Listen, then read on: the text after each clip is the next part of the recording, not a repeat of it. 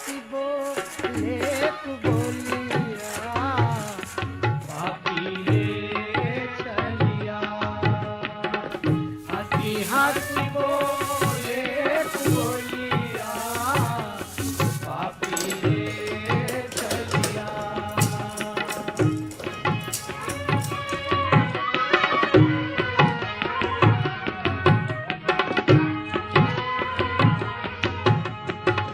जैसे भंवरवा निकल मन डोली जैसे भंवरवा निकल मन डोली जैसे भंवरवा निकल मन डोली देखी फूल बगियन कलिया पापी रे चलिया।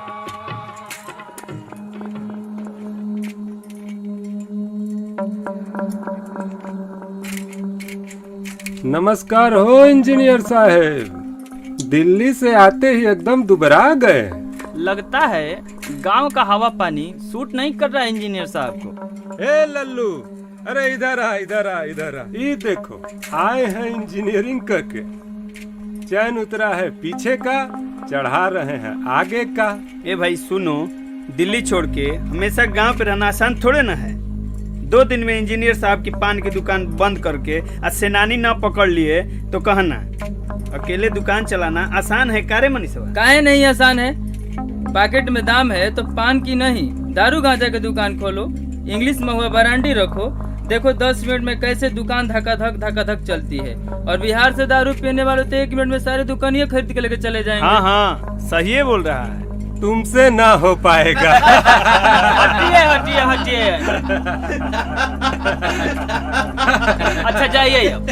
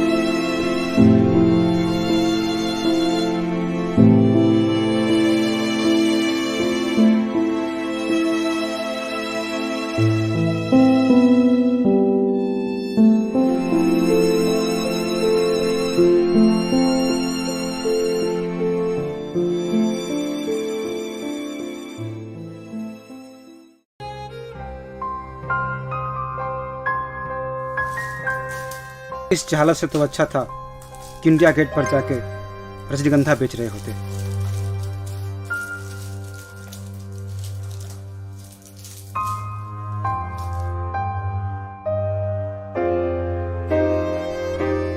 हे लक्ष्मी मैया, ये दुकान खोलकर जिंदगी का आखिरी जुआ खेले हैं।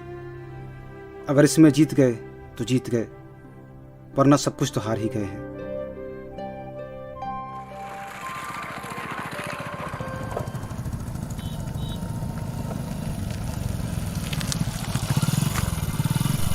भैया मिलता है क्या वो? क्या वो? अरे वो बक्सनरे होगा।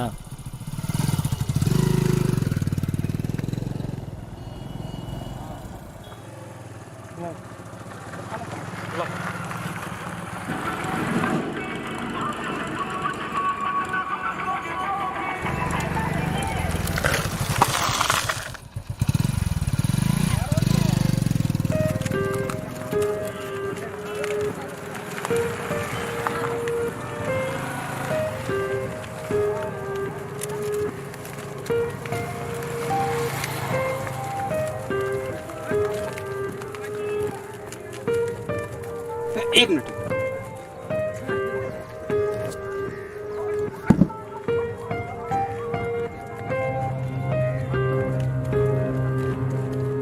ये बबुआ, तुम सियाराम पंडित की लड़की हो ना?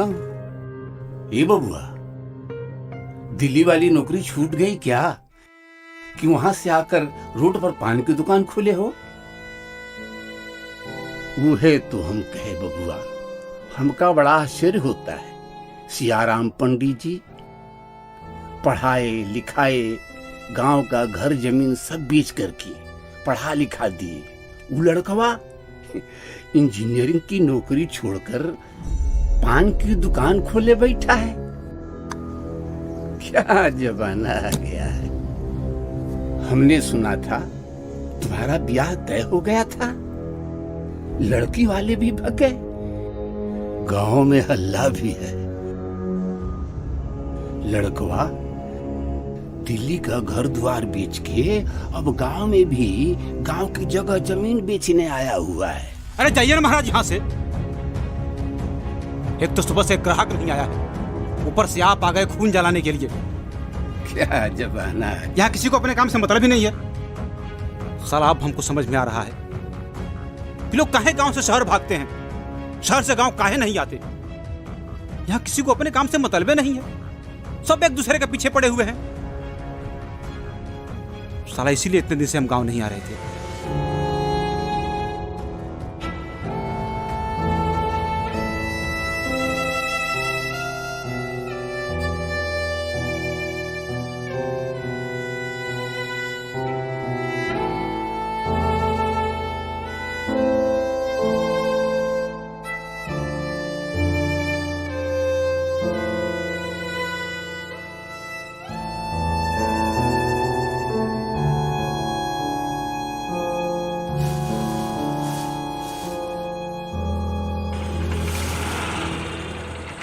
पुल पर यही रास्ता जाएगा ना? पुल पर यही रास्ता जाएगा? ओह हेलो, एक्सक्यूज मी, पुल पर यही रास्ता जाएगा? जी जी, सीधा यही रास्ता जाएगा, सीधा। धन्यवाद।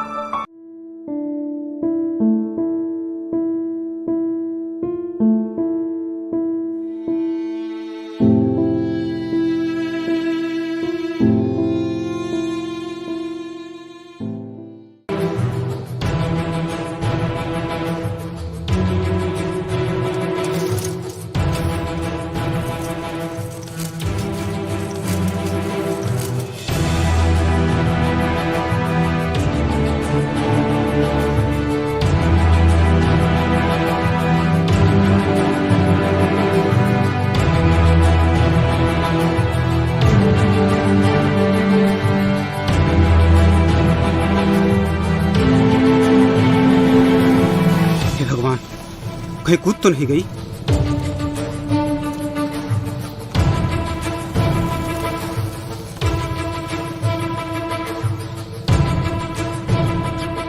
एक तो मेरी जिंदगी ऐसे ही डूब रही है कि अब सुसाइड देखना ही बाकी रह गया है।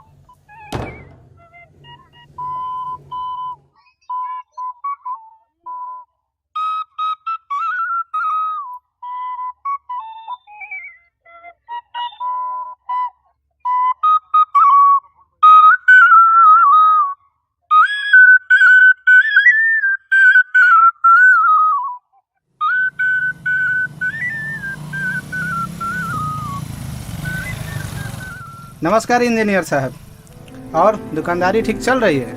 आज आ रहे हैं आपके यहाँ पान खाने। अरे बीटेक सीटेक में कुछ नहीं रखा है।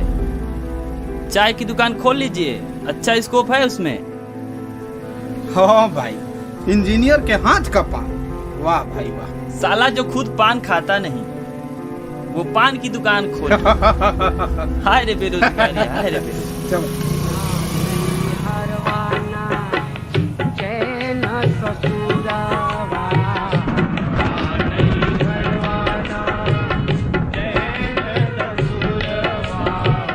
ना नहीं हरवाना चैन ससुरावा, ना चैन सखियन के गलिया, पापी रे चलिया, ना चैन सखियन के गलिया, पापी रे चलिया, हंसी हंसी बोले तू बोलिया, पापी रे चलिया, पापी रे चलिया, पापी रे।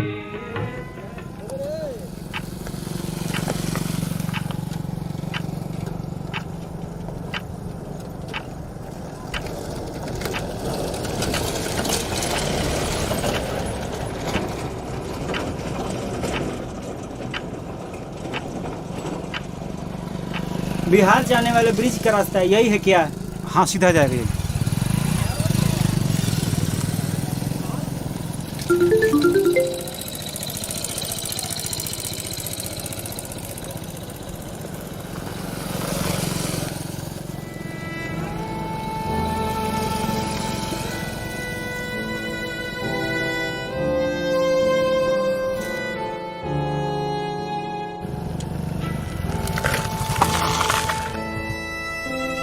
अरे इंजीनियर साहब, आपकी दुकान में तो पान ही नहीं है।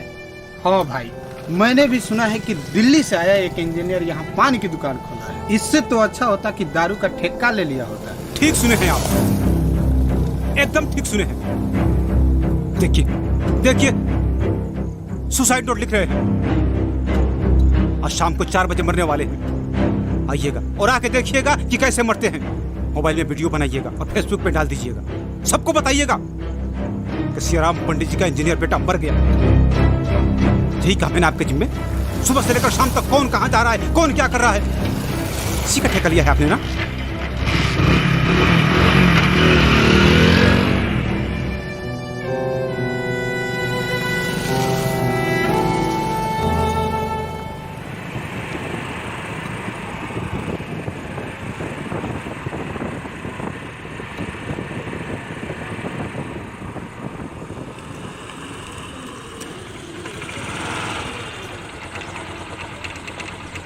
आपके पास कागज और कलम होगी क्या? हाँ हाँ, है ना। कुछ लिखना है क्या आपको? हाँ जी, कुछ आखिरी बातें हैं। सोच रही हूँ कि लिख दूँ। आखिरी बातें? ऐसा क्या लिखना है आपको? आप नहीं जानेंगे।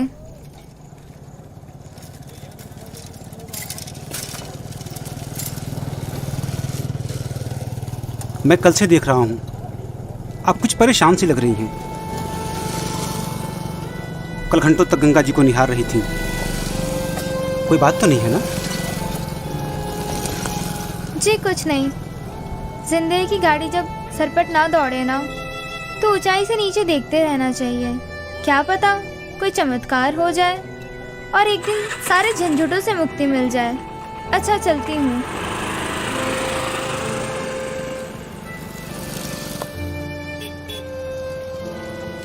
अच्छा है साला, सुसाइड से कम इस झंझट से मुक्ति तो मिल जाएगी।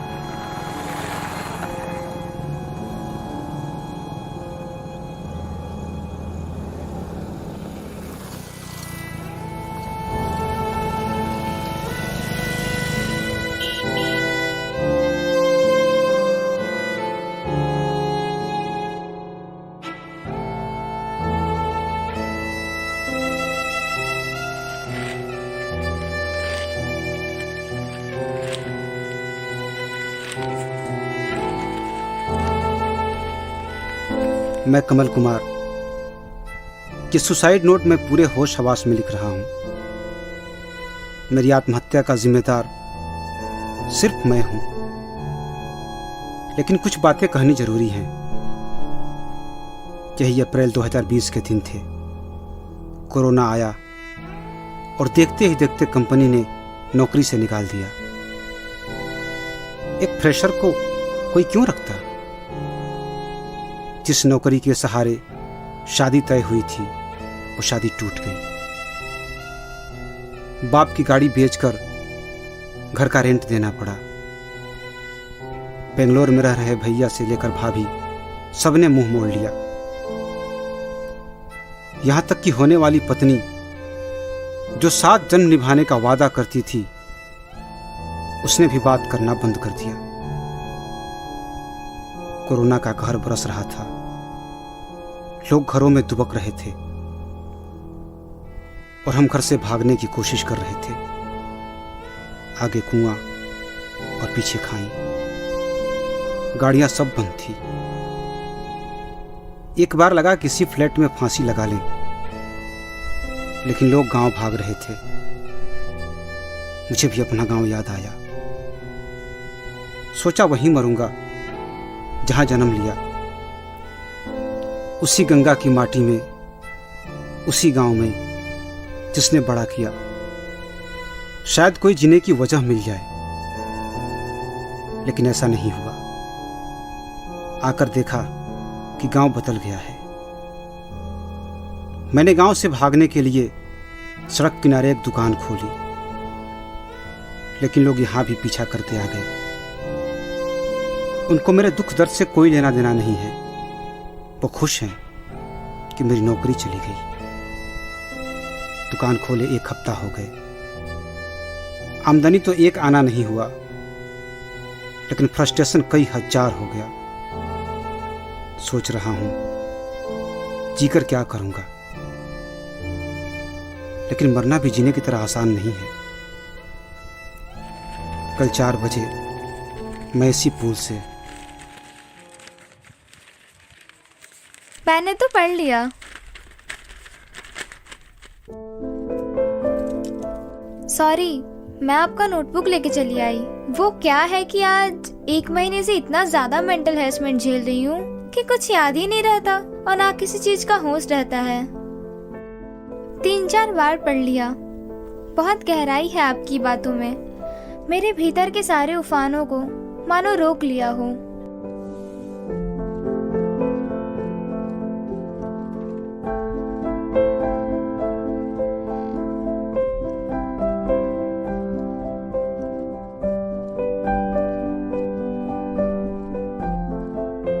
जानते हैं कमल बाबू, जिंदगी में सबसे मुश्किल क्या है?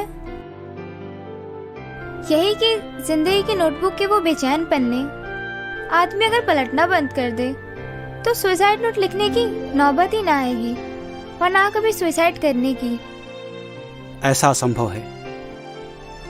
स्मृतियां कभी मिटती नहीं। स्मृतियाँ डूब तो सकती है।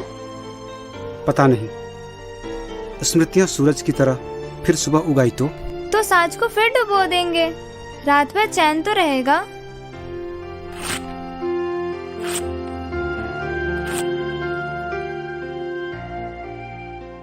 हमका जाने का भोला प्रीति